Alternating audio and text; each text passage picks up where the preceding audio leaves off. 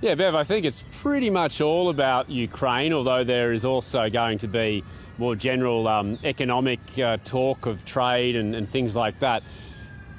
It really is the big question about how genuine Xi Jinping is at pushing Vladimir Putin towards China's vision of how to end this war. Because on one hand, you have all these speculative reports suggesting that Xi Jinping will make his first call to Vladimir Zelensky, the Ukrainian leader, probably after these 3 days in Moscow. We don't know if that's going to happen. The indications are it's probably pretty likely.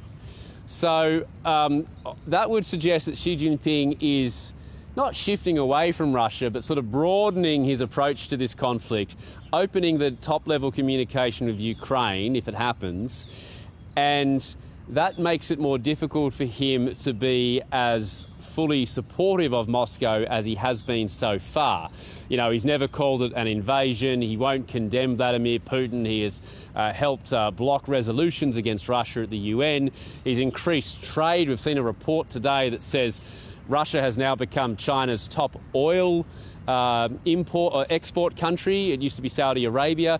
So you get an idea of all the things that the Chinese government has done to help Russia withstand Western sanctions up to this point, to diplomatically protect Russia, to relay Russian Kremlin propaganda.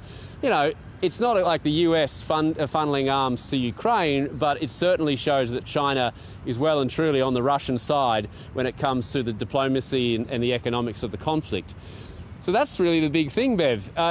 He has a chance now to try and get out the stick and offer Vladimir Putin fewer carrots and basically try to, you know, force him towards the Chinese vision of a ceasefire and talks.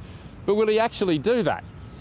This is what we're not clear on because, as many analysts point out, long term, what Xi Jinping probably cares more about is locking in Russian support for China's struggle, contest, whatever you want to call it, with the United States. That affects China's long-term vision far more than the immediate fate of what happens in Ukraine. And Bill, to your point about President Xi calling President Zelensky, it makes it difficult for President Zelensky to see Xi as a real honest broker here. Yeah, it does, because the Chinese peace proposal, A, it's pretty vague. It's not, you know, specifically requiring the Russians to withdraw from the territory they've so far occupied. But B, it basically treats both sides as equally responsible. It has this strange thing about territorial sovereignty must be respected, but on the other hand, a country should not pursue its security at the expense of others. That is code for Ukraine should, you know, lock in some sort of long-term deal to make sure it never joins NATO, etc. So I don't think the Ukrainian government and President Zelensky are necessarily enthusiastic about the Chinese peace plan because of the contents of it.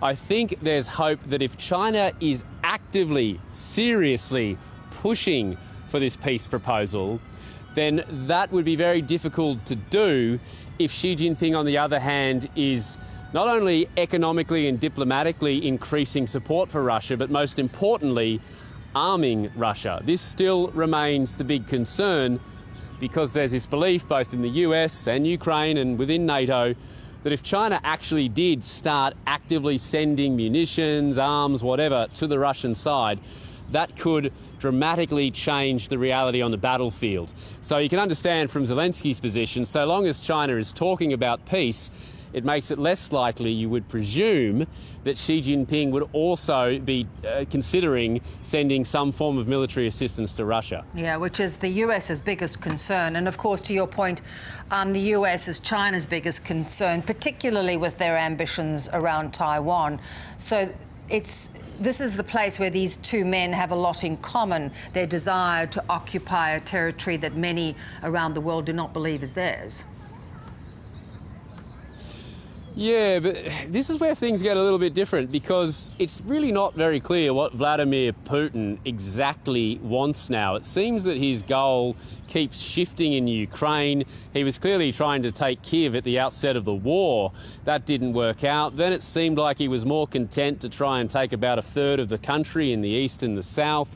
Now, it doesn't appear that he's in any great hurry to end the conflict, not from the way that the Russians are, not from the strategy that they're using on the ground. So is there actually any urgency from Vladimir Putin to sign up to some sort of peace proposal? That's the first question about these talks that he's having with Xi Jinping. The second thing is, long term, Xi Jinping quite clearly is ideologically obsessed with this competition with the US. For obvious reasons. The US is obsessed with China.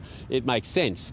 We've seen the AUKUS agreement in the past week, which is clearly all about trying to compete, contest, China will say confront, contain China in the seas in Asia.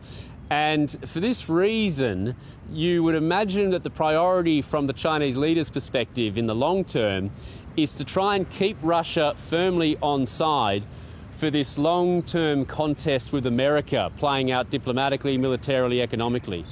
So this is why a lot of analysts, Bev, say even though Xi Jinping is talking about a peace proposal, he's not being too specific, and he's certainly not asking too much of the Russians, because ultimately what is more in China's interests is to keep that rock-solid relationship with Moscow for the longer-term contest for influence against the US. Bill, as always, thanks so much for your time. Thanks, Bev.